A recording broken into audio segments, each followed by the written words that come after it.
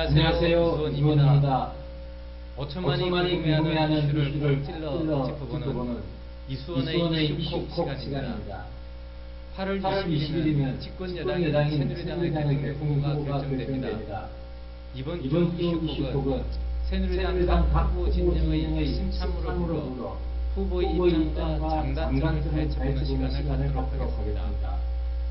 우선 이 자리에는 김태호 후보 측을 대변하여 홍인정 정책실장께서 나오셨습니다. 안녕하세요. 네, 초대해 주셔서 감사합니다. 이제 8월 20일이면 새누리당 후보가 선출됩니다. 일주일이 채 안 남았죠. 네. 그동안 고생 많이 하셨는데요. 사실은 다섯 후보가 출마를 하셨지만 박근혜 후보가 압도적으로 장악된 거다. 그렇게 평가를 하고 있습니다. 네. 어떤 역사적 드라마를 준비하고 있을지 궁금해하는데요. 네. 사실 언론이나 또 국민 여러분들께서도 뭔가 반전의 역전의 드라마가 있지 않을까 이런 기대가 있으신 거 잘 알고 있습니다. 하지만 저희 김태호 후보는 역전을 위해서 정치 공학적인 그런 드라마는 쓰지 않겠다. 처음에 출마 선언하신 것처럼 국민이 외면하시고 또 많이 불신하시는 이 정치의 새로운 틀을 바꿔보겠다라는 신념으로 끝까지 뜨거워서 완주하실 겁니다. 그렇다면 현실적으로 박근혜 후보의 대세를 어느 정도는 인정하고 계신다는 뜻이네요. 네, 현실은 받아들여야 하죠. 그래도 만약 김태호 후보가 되신다면 네. 어떤 점들 본선 기준이 박근혜 후보가 이런 점이 있다 이렇게 이야기하고 싶으시면 한번 말씀해 주십시오. 사실 경선 기간이 조금 더 연장이 되면 저희 후보의 하는 장점 또 국민들께서 원하시는 이런 후보였으면 좋겠다 라는 점이 많이 드러날 텐데 좀 안타까운 부분은 있습니다. 박근혜 후보는 언론이나 전문가들께서 이미 여러 번 후보들을 보고 지적해 주신 그런 걱정이 좀 있습니다. 보수 언론에서도 돼도 걱정, 안 돼도 걱정이라는 논평을 내고 계시는데요. 당원들은 대안이 없다라는 이유로 사실 그냥 조용히 이번 경선을 하자라는 게 대세인 것 같습니다. 박근혜 후보의 이런 걱정, 또 국민들이 약간 불안해하는 것, 이 그러니까 대칭점에 저희 김태호 후보가 있지 않나 그렇게 생각하고 있습니다. 그래서 그런지 세간에서는 김태호 후보께서 1등을 위해서 노력을 하십니다. 네. 이 경선의 흥행을 위한 흥행 한다 그런 이야기들이 들립니다. 네. 사실 흥행 도우미가 되기를 기대하셨었겠죠. 그러나 아까 처음에 말씀드린 대로 흥행을 위한 카드는 아니시고요. 국민이 출마의 변에도 밝히셨듯이 국민을 위해서 내가 어떤 역할을 할 수 있고 국민이 원하시는 걸 내가 담아낼 수 있을까 고민 끝에 출마를 하셨습니다. 결과에 상관없이 예.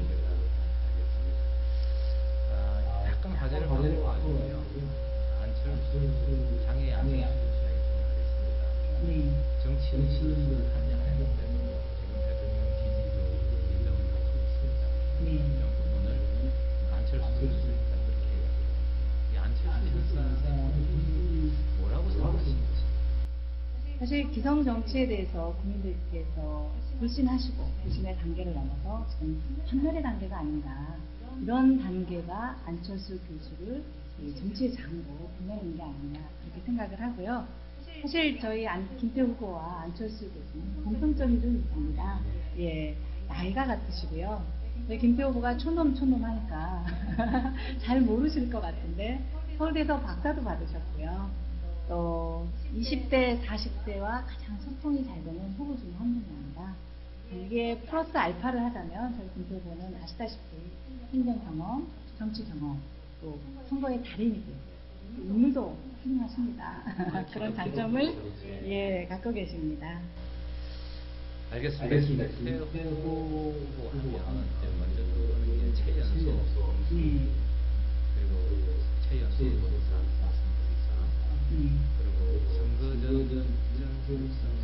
선거의 달인 이런 이야기가 조금 이제 앞으로 40대 중이 지명자가 되셨을 때 관련해서 낙마 적도 있습니다. 그러다 보니 지방에서는 강자인데 네. 중앙에서 좀 보여주는 게 없지 않느냐라는 그런 세간이 있고요. 이와 더불어 이번 정부에는 준비가 부족한 거 아니냐라는 평가가 있습니다. 어떻게 생각하세요? 사실 지방에서는 특히 경남에서는 강자였습니다. 예, 그래서 선거에서 많은 분들이 지지해 주셨고요. 중앙에 와 보시니까 신인 맞더라고요. 신인 맞습니다. 지적하신 대로 신인이 말하는 정책이나 공약이 특히 이번 대선은 가장 큰 선거 아닙니까? 그래서 신인이 말하는 정책이나 공약이 두드러져 보이지 않는 그런 안타까움이 좀 있는 것 같습니다. 네, 현실적으로 눈에 띄기 어렵긴 하지만 김태 후보가 담아내는 경제 분야, 정치, 보유, 복지, 교육 분야의 정책들은 가장 후보들 중에서 선이 분명하고 대한민국의 가치, 또 나아가야 할 지향점에 대해서 명확하게 주장을 하고 기회 있을 때마다 더 전달하고 있습니다. 알겠습니다. 사실은 새누리당이 지난 총선에서 낙동강에서 의견을 많이 했죠. 진노의 부활을 막아야 된다. 그래서 낙동강 전선을 지켜야 한다. 그런 말들이 계속해서 있었습니다. 그런데 김태호 후보께서 노무현 전 대통령 고향인 봉하마을 지역에서 김경수 비서관을 보내시고 당선됐습니다. 물론 그 전에 유시민 후보도 했고 당선됐죠. 그래서 새누리당에서는 정말 낙동강 전선을 지키는 일동 공신으로 평가를 받고 있습니다. 네. 그런데 그 정도가 사실 K를 대표하는 정치인도 자리 매김이 그리기에는 정부가 되지 않느냐라고 하는 생각을 하고요. 김태호 앞으로 정치를 하시겠다면 주 정치인이 아니라 어디로 가시나요? 네. 첫 번째가 이제 정치적인 중량감, 웨이트가 좀 떨어지지 않냐 이런 질문을 하셨는데요. 정치인에게 있어서 이런 중량감이나 웨이트는 국정 현안이나 이런 부분에 대해서 여론을 이렇게 몰고 갈 수 있는 그런 정치력을 말씀하시는 거예요. 그리고 또 대여야의 관계에 있어서의 소통이죠. 또 여당 안에서도 개파가 이렇게 분리될 때 소통할 수 있는 없느냐 이런 역량일 텐데 이게 사실 김태호 후보가 제일 잘할 수 있는 부분이에요. 근데 다행히 이게 고맙고도 안타까운 지적이신데 그걸 기대를 많이 해주십니다. 네가 제일 잘할 수 있지 않느냐 솔직히.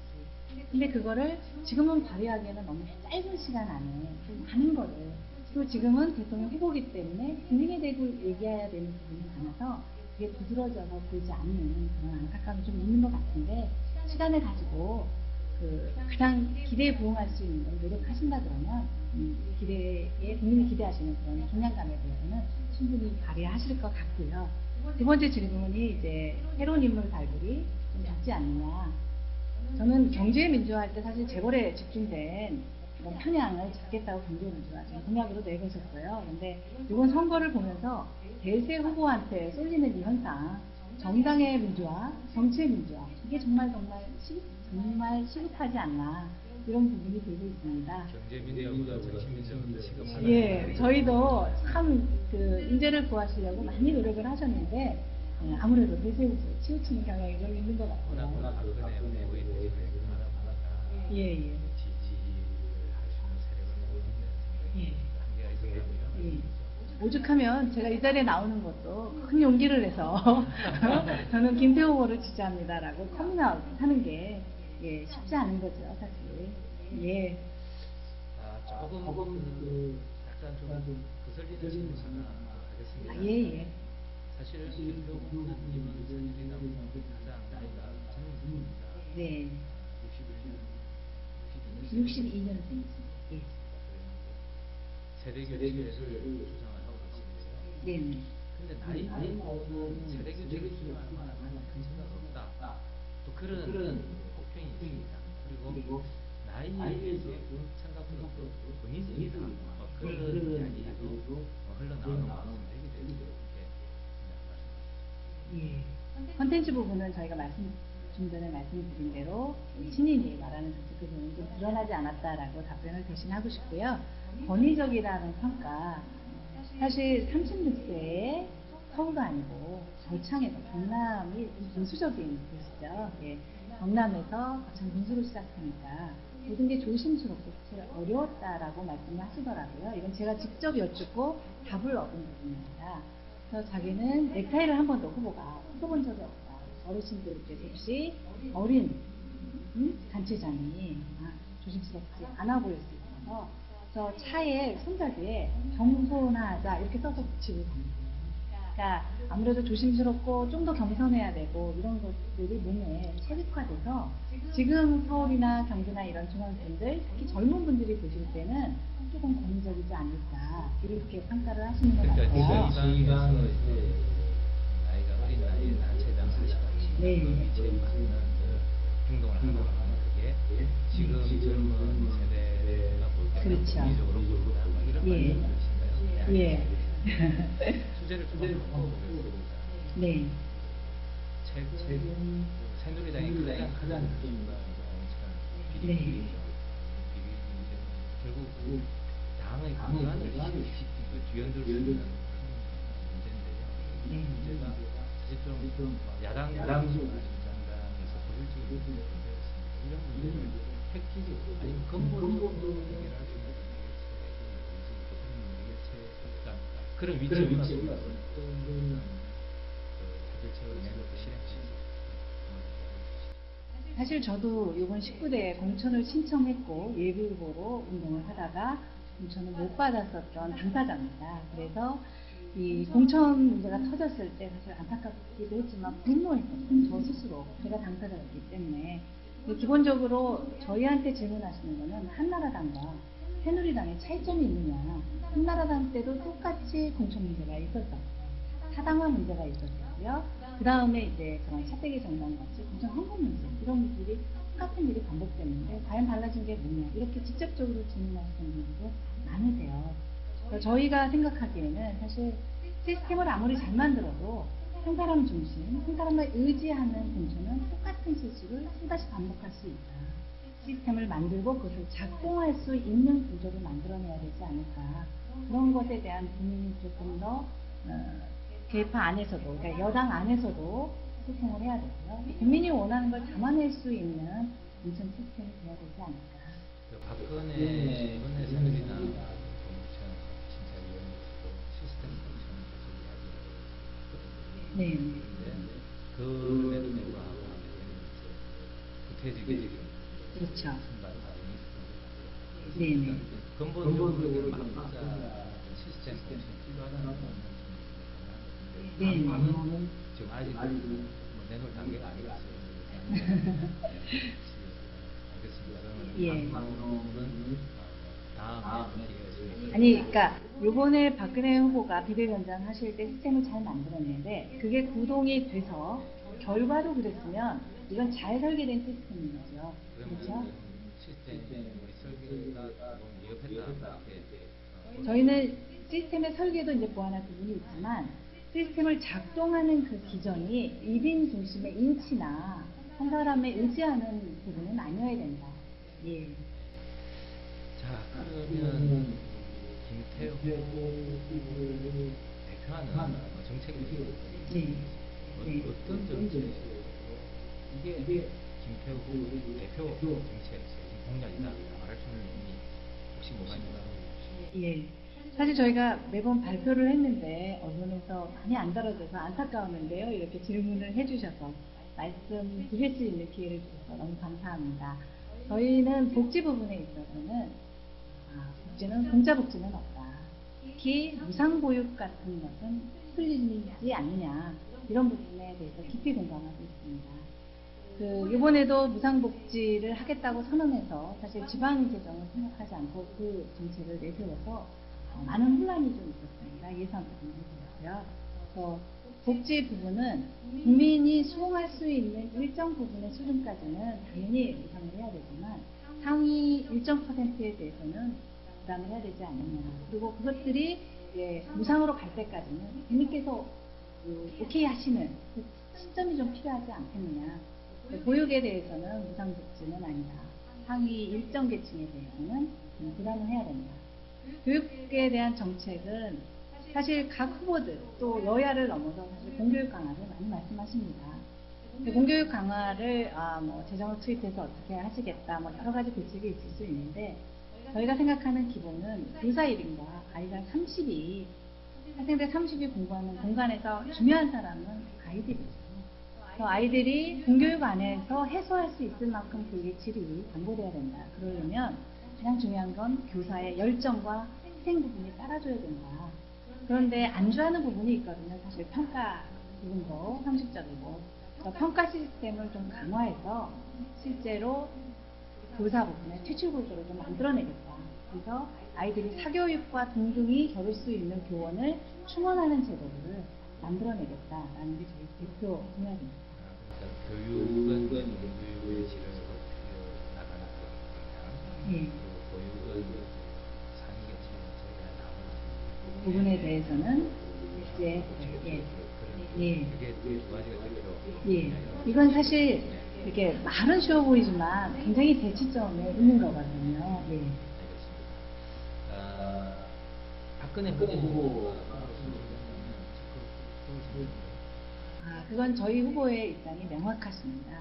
저희 새누리당의 정권 창출을 위해서는 대기 종료입니다. 꼭 지으시겠다. 그런 입장이십니다. 마지막 질문입니다. 네. 대통령 후보로서 나오실 때는 왜 대통령 후보, 이 대통령으로서 적극적인 자기 변이 있을 겁니다. 좀 짧게 왜 김태호 후보 입장이 아니라 여기 나오신 공인정 정책인들이 왜 김태호 후보를 대통령 생각하고 대통령 만들려고 하는지 짧게 네. 20대 분들은 일자리, 등록금 고민이 참 많습니다. 청년들의 고민 들어줄 수 있는 후보입니다. 30대는 아이 키우는 보육이나 학교군에서 공부시키는 교육 문제, 즉 평가 마련하기 위한 그런 부분에 대해서 아픔이 있으시고요. 지금 50대 우리나라 국민들은 은퇴를 앞두고 절박한 심정이실 겁니다. 이런 아픔과 절박함을 담아낼 수 있는 후보가 김태호 후보입니다. 또 고민과 아픔 때문에 분노하는 분들에게 어떻게 하면 해결책을 제시해드릴 수 있을까? 그 해결책을 위해서 내가 어떤 노력을 할 수 있을까? 항상 귀를 열고 국민의 소리를 들을 수 있는 후보가 김태호 후보입니다. 그 해결책을 찾을 때까지 김태호 후보는 뚜벅뚜벅 꾸준히 국민들께 다가가실 그런 후보입니다.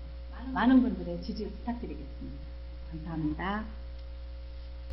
이상으로 공인정 정책을 통해 김태호 후보 측의 입장을 들어보았습니다. 대통령 후보 김태호, 과연 대통령으로서의 자질이 있는지, 어떤 가치와 기준을 가지고 있는지에 대해 좀 더 깊이 이해할 시간이 있기를 바랍니다. 5천만이 궁금해하는 이슈를 찔러보는 이수원의 이슈 콕 시간을 마치겠습니다. 시청해 주신 여러분 감사합니다.